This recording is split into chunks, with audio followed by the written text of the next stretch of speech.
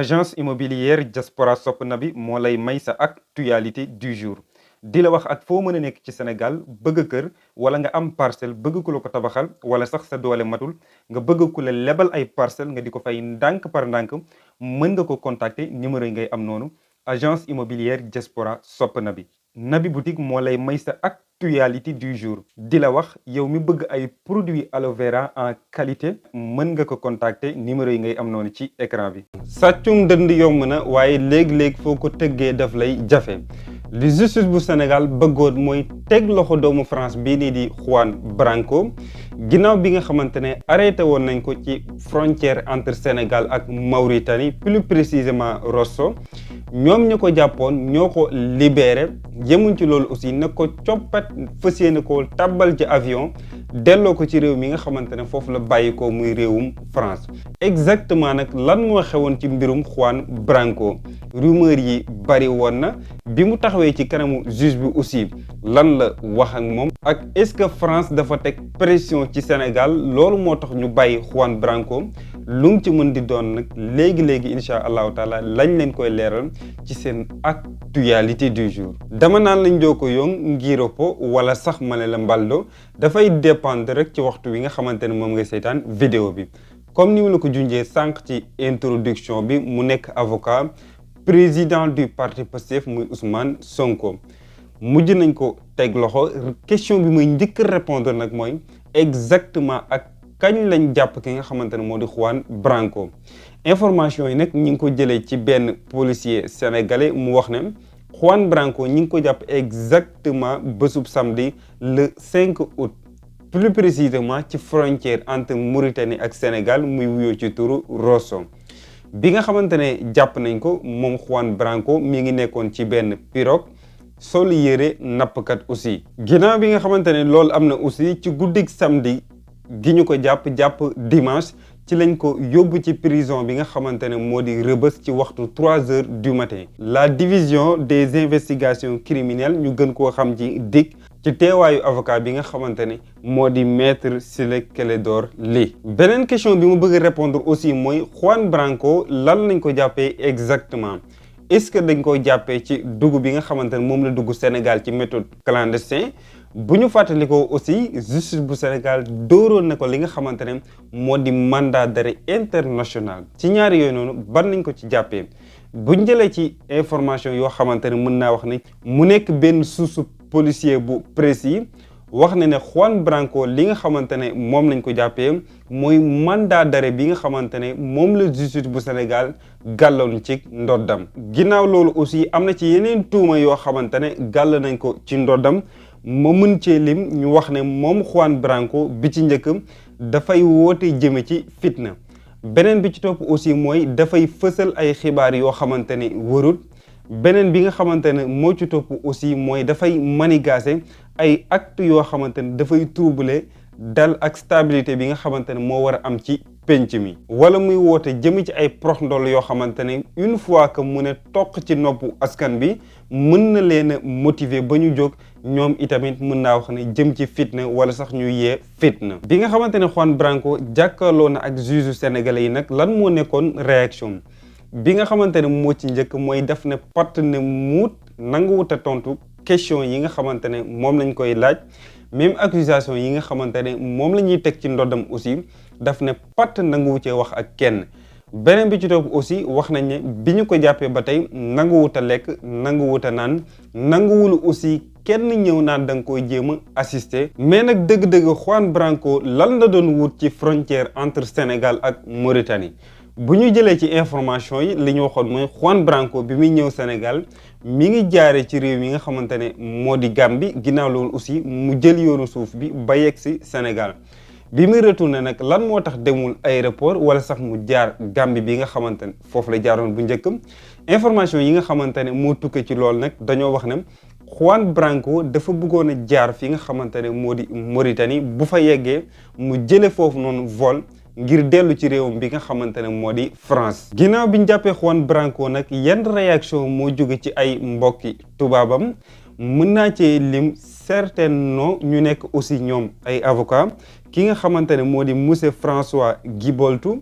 keneen ki di wuyoo ci turu monsieur Luc Brosselet. am na ci keneen aussi mi ngi wuyoo ci turu monsieur Alexandre Ursulet. ki nga xamante ne moo leen mujj nag mi ngi wuyoo ci turu Robin Binsard. ñoom avocat yi ñuy naqarlu di ñaawlu delloo bi nga xamante ne autorité mauritanien yi delloo nañ ko waa Sénégal jëmm ji nga xamante ne moo di Juan Branco. ñu wax ne jëf ji dafay xotti worma yi nga xamante ne moom lañ tënk ci droit international. ba tey itamit bokk na ci seeni kàddu ñoom avocat yi ñu wax ne bu fekkee avocat dafay amal liggéeyam amul lenn loo xamante ne war na nekk njàqare wala mu nekk ay gàllankoor yoo xamante ne dañ koy teg ci kanamam war na mën a am liberté ñu bàyyi ko ak ay droitam ba liggéey bi nga xamante ne moom la warloo ak askanam mu mun koo def. yemuñ ci loolu ñoom avocat yi ñu laaxaale ci sax président du parti Pastef muy Ousmane Sonko ñu wax ne jàpp bi nga xamante ne jàpp nañ ko Ousmane Sonko boole ci avocat bi nga xamante ne moo di Juan Branco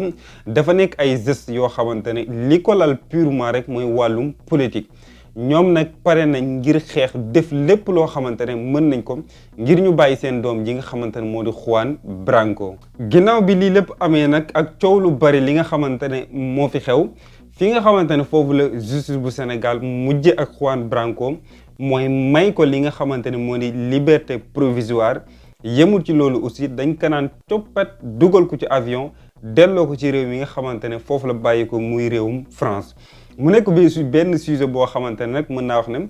jurul na fi coow lu bari ci réew mii di Sénégal finalement fi ñu mujjee mooy delloo ko ci réewum bi nga xamante ne moo di France. bu fekkee aussi da nga cee gën a bëgg a creuser maa ngi lay bàyyi lien yi ci description bi dans ce cas là nag mën nañoo jàll directement ci voix off bi ñu dellusiwaat léegi incha allah. Actualité du monde wala sax voix off bi dañ koy tàmbalee ci coow li nga xamante ne moo am ci réew mi di Niger. date bi nga xamante ne moom la waa communauté économique des états de l'Afrique de l'Ouest muy CEDEAO joxoon leen ngir ñu delloo nguur gi ki nga xamante ne moo di ex président ba muy Mohamed Bazoum. délai boobu noonu jeex na ci bésub dem bi nga xamante ne moo di dimanche. bi nga xamante ne loolu am na aussi ñi amal coup d'état bi tëj nañ espace aérien bi accepté wuñ benn avion tabbi ci seen réew mi nga xamante ne moo di Niger. mu nekk ay xibaar yoo xamante ne nag ñi ngi ko fësal ci guddik dimanche 6 août le conseil national pour la sauvegarde de la patrie ñu gën koo xam ci CNSP ñoom ci jëmm boppam sax ñu nekk ñi amal coup d'état bi ñoo jox yooyu noonu déclaration. ñu defoon ci benn sujet sax majeur ci actualité du jour mën nga koo xool ci vidéo yi après bu la neexee. ba tey itamit mu bokk ci déclaration yi nga xamante ne ñoom ñoo ko fësal ñoom ña fa amal coup d'état bi ñu wax ne képp koo xamante ne dugg nga ci seen réew mi naan da nga fay amal guerre ak réew bu mu mënti doon dañ la considérer comme réew boo xamante ne da nga nekk en guerre. dans ce cas là nag ñoom itamit taxaw nañ ngir amal riposte bu ñu fàttalikoo sax réew bii di Burkina Faso Mali même aussi Guinée taxaw nañ ngir nekk ci ginnaaw réew mi nga xamante ne moo di Niger ngir jàppale ko bu fekkee ne CEDEAO dafay dal ci kawam. ci réew mi di Arabie Saoudite benn ndaje lañ fa amaloon mu nekk benn waxtaan bu yaatu lii sabab bi nag mooy delloo si jàmm ci ñaari réew yi nga xamante ne actuellement ñi ngi en guerre muy Russie ak Ukraine. mu nekk benn ndaje boo xamante ne nag réew mi di Russie teewu fa waaye nag li nga xamante ne moom la wax mooy mi ngi leen di bàyyi xel ci accord wala li nga xamante ne moom la ñuy teg ci table bi ngir delloo si fa jàmm. jotaay bi nag ñi ngi ko ameloon plus précisément ci ville bi nga xamante ne moo di Jidda lu ëpp 40 réew yónnee nañ seeni ndaw ma mën cee lim. États-Unis d'Amérique, Chine, même Inde aussi